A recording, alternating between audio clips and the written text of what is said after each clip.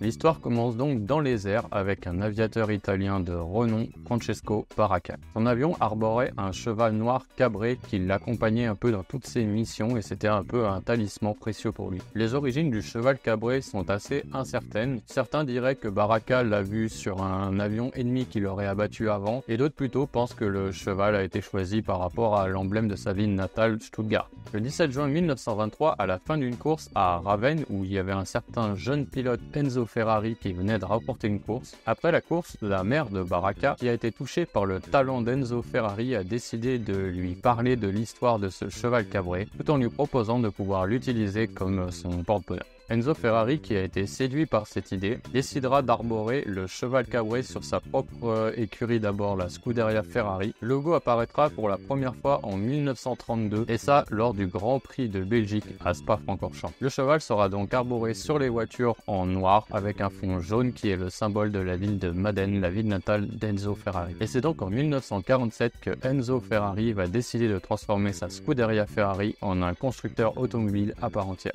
Depuis, le cheval cabré sur fond jaune est devenu l'emblème iconique de la marque Ferrari. C'est devenu un emblème indissociable de la marque, un vrai symbole de puissance, de vitesse et de victoire. C'est un logo de prestige qui va continuer de régner encore pendant des années sur les circuits du monde entier.